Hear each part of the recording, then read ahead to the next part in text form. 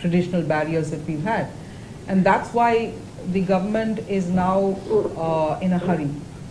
They want to make sure that we need to get as many people above the poverty line as possible, get inclusion to as many people as possible, and get as many people as possible into the economic mainstream.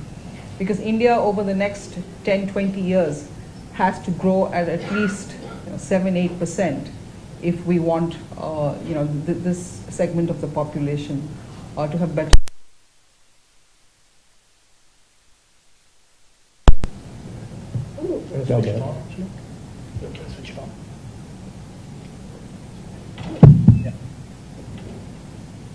If you see India, 1991 economic reforms has been started. Since 1991, there were coalition governments. Earlier, there was single party domination, monopoly. Even then, growth was only 2%, 3%. All over the world, people used to say Hindu growth rate. Up to 2004, reforms were carried very effectively. From 2004, there is a setback again. Now, first time people give mandate for Narendra Modi, absolute majority, clear majority. Now, this government is also planning very clearly how to grow at a faster pace. That's why he has given so many programs. Swachh Bharat, Digital India, Make in India, even Jan Dhan. These are all the various programs he has given.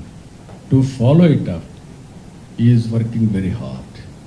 One example I am giving you, you want to double the agriculture income, farmers' income within 3–4 years' time. You wanted to eradicate poverty. You want to give houses for everybody by 2022. And also, he has given a short-term vision, that is for 3 years. And also for 7 years, action plan he has given. For 15 to 16 years, he has given a vision. To follow this vision, he kept very, very clear targets. First time in India, GST bill has been passed. Now we are going to implement next month, that is July 1st. And also demonetization has taken place. Now digital currency we are going.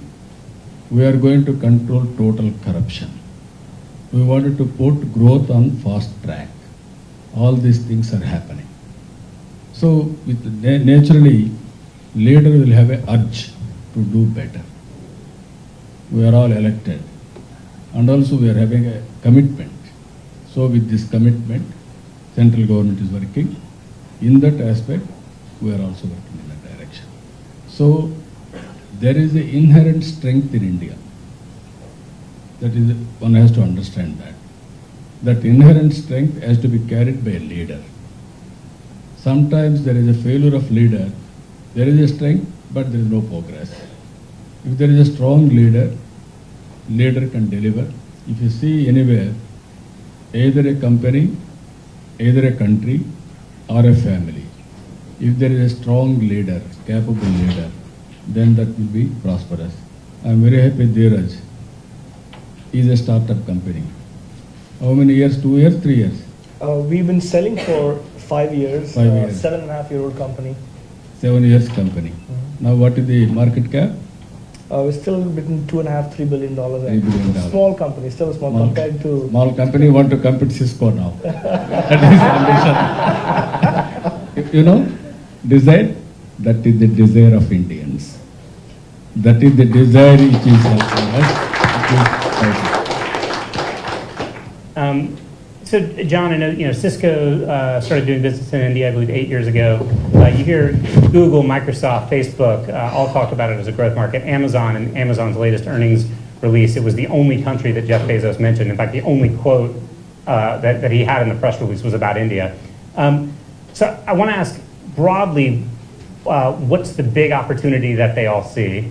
And then to get more to the point of sort of India trying to do this equitably, how do these companies do that? How do they fit within the growth plan of India? with sustainable and equitable growth?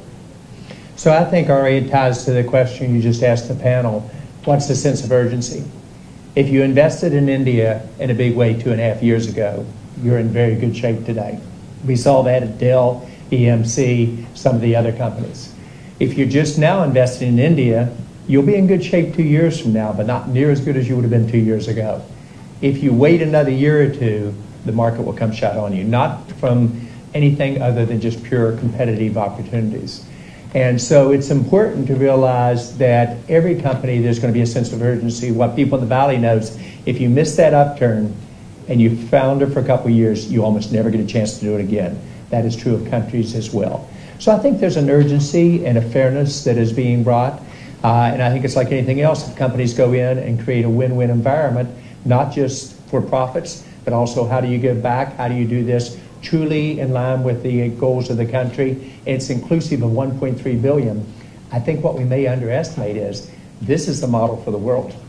If this works, you can take the same model and go across every emerging, every developed country in the world, and then you really change things. If we miss this window, then it's a little bit late. But to your question, the companies who are just now investing in India are already on the border of being a little bit too late.